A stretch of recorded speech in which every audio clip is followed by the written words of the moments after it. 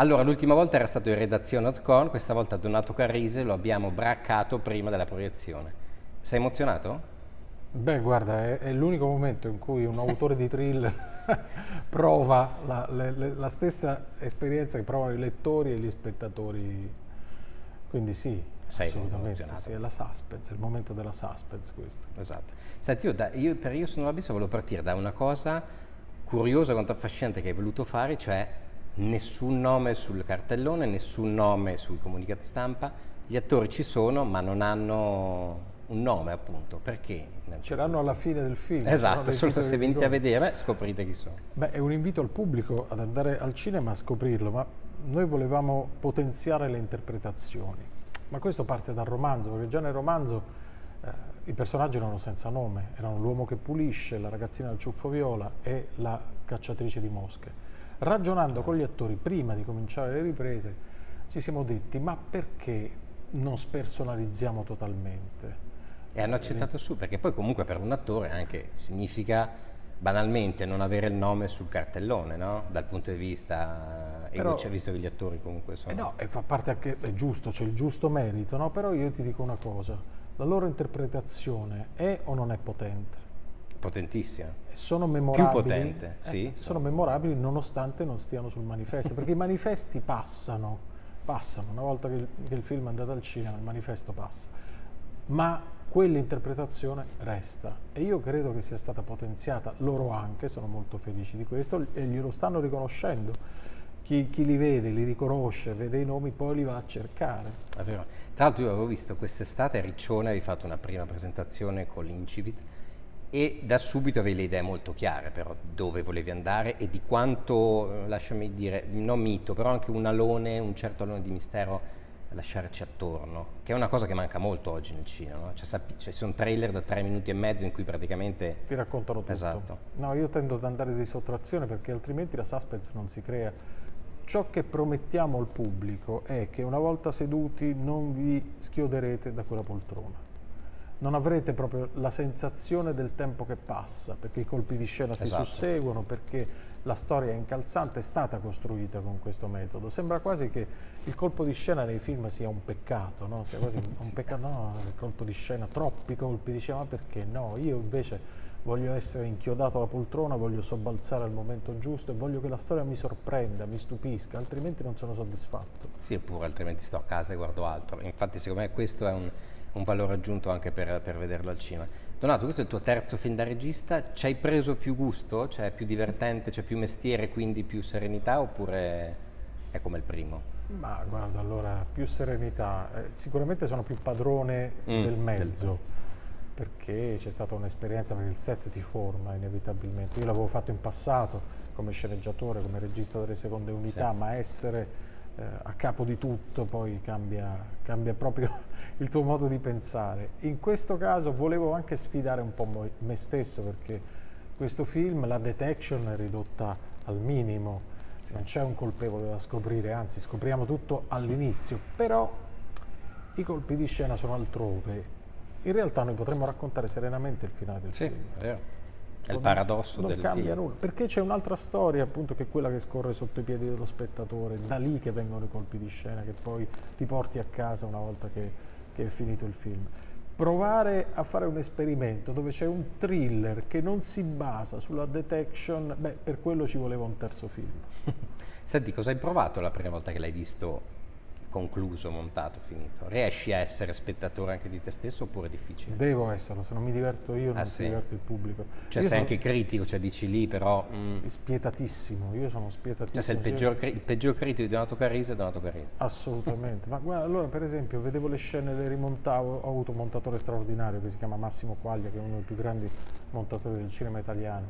Abbiamo cominciato a montare mentre giravamo, quindi durante la seconda settimana noi stavamo già in sala montaggio, quindi io lasciavo il set e andavo da lui a montare, montavamo anche di notte, per cui avevamo... E ti ha aiutato questo? Perché in effetti adesso che lo dici nel film ci sono dei momenti in cui proprio si incastrano le varie storie. L'abbiamo sempre fatto, è un metodo che paga, perché poi lasciare il montaggio alla fine del film non conviene mai, tu devi vedere, devi toccare con mano quello che stai facendo.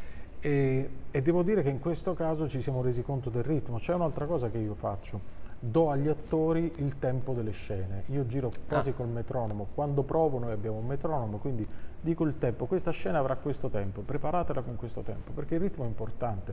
Lo spettatore tu lo devi catturare e devi dargli una velocità dell'immagine, e devi proiettarlo dentro lo schermo. Non è il film che viene proiettato sullo schermo, ma è lo spettatore che si proietta nello schermo. È fighissimo. C'è anche un'estetica, tra l'altro il lago di Como si può dire, perché insomma si vede in tele. C'è un'estetica anche molto forte, no? Questo quasi ingiallito, no? Questo tono. A cosa ti sei ispirato? O c'avevi già in testa quella cosa lì? No, guarda, allora ti dico questo segreto. Io e il direttore della fotografia, che è Claudio Cofrancesco, siamo andati a recuperare questi obiettivi anamorfici degli anni 70, meravigliosi, vecchissimi, recuperati Ha senso però in adesso. un laboratorio sul magazzino. Io mi ricordo, ho ancora l'immagine di Claudio che si arrampica sugli scaffali e va a cercare proprio quello in fondo con i granelli di polvere dentro, che sono preziosissimi, perché quei granelli di polvere deformano la luce, la rendono unica. Sembra un'imperfezione, ma è un'imperfezione che in realtà crea qualcosa di unico. Sì, ci sono alcune scene da Germania anni 70 proprio, sembra sentire la mocchettina, quella gialla. Esatto, e questo è dato da quegli obiettivi. Noi siamo molto fissati con questa estetica. Io in particolare, devo dire, vado sempre alla ricerca della luce giusta, della tecnica giusta, anche come l'abbiamo girato, insomma. Si vede anche tutto l'incipit è fatto ad hoc. Senti, che spettatore sei tu invece, Donato? Io sono uno spettatore, io devo uscire dal cinema pagato, perché sennò mi arrabbio. E quindi per me il cinema deve essere qualcosa che non trovo altrove. Non posso trovarla in piattaforma, non posso trovarla in streaming. Il cinema accade solo al cinema. E quando decido di dedicare il mio tempo a un film, io devo uscire pagato dalla sala. Quindi, qual è l'ultima cosa che ti ha folgorato che hai visto al cinema? Ce l'hai? allora, ti posso dire, fammi pensare, perché ne vedo tanti. Guadagnino sicuramente mi ha folgorato. Ma Bones and All, sì, quello di Venezia. visto prima chiaramente, Certo. mi ha sicuramente folgorato. Bellissimo. Beh, Luca ha uno stile ormai consolidato. Sì, assolutamente, assolutamente. Senti, Donato, è difficile essere Donato Carrisi adesso, dopo tutti questi libri, i film, cioè devi comunque ogni volta, adesso c'è l'aspettativa, già da un po', però insomma comunque più vai avanti e più...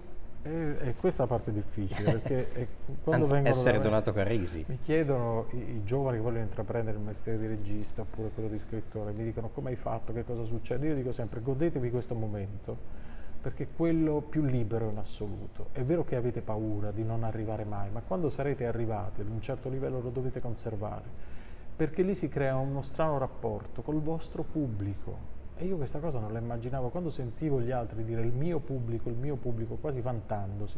Invece non è un vanto, è una responsabilità. Tu non puoi tradire quel pubblico, non lo devi tradire. E allora sei lì che ti maceri per dare la cosa migliore, diventa sempre più difficile. Non è vero che col mestiere diventa tutto più facile, è tutto molto più difficile. È vero, è verissimo. Senti, l'ultima volta avevamo parlato anche di Sergio Leone. Quali sono i tuoi film del cuore invece, quelli da Isola Deserta? Bah, sicuramente i thriller degli anni 90. Ah, quindi Silenzio Seven. degli innocenti, Seven, I soliti sospetti.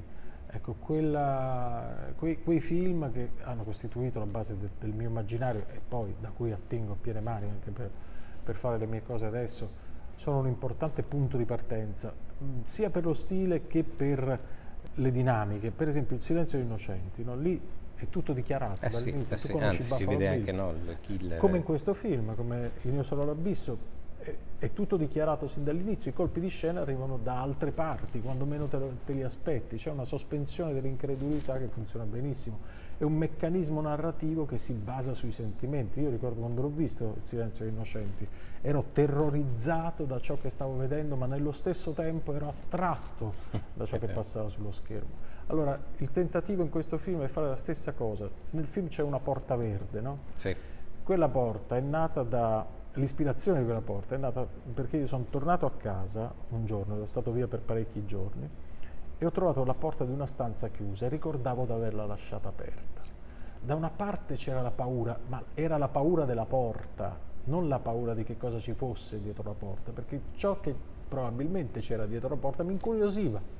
Quindi io quella porta la dovevo aprire, perché la curiosità prevale sulla paura e si combina. Curiosità e paura fanno la suspense. Ecco, noi abbiamo una porta verde. Quando nel film sarà aperta quella porta, beh, troverete una sorpresa sicuramente che non va aspettata.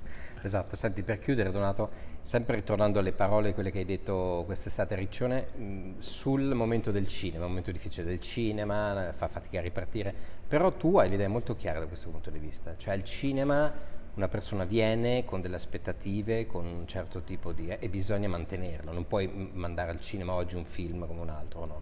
No, ma anche quelli che dicono adesso, lo aspetto, arriverà in piattaforma, posso aspettare. No, il cinema non può Oppure aspettare. se vuol dire se puoi aspettarlo non è abbastanza... Allora ti dico una cosa che è successa quando io ho fatto La ragazza nella nebbia. Andavo in giro per verificare le proiezioni nelle sale sotto mentite spoglie e la prima volta mi ricordo che è accaduta una cosa che per me aveva del miracoloso perché non l'avevo prevista. Alla fine, quando il protagonista solleva la scatola, il coperchio di una scatola svelando il mistero, nella sala si produceva un suono, c'era questo oh che scorreva in tutta la platea, questo suono che scorreva, questa onda di stupore.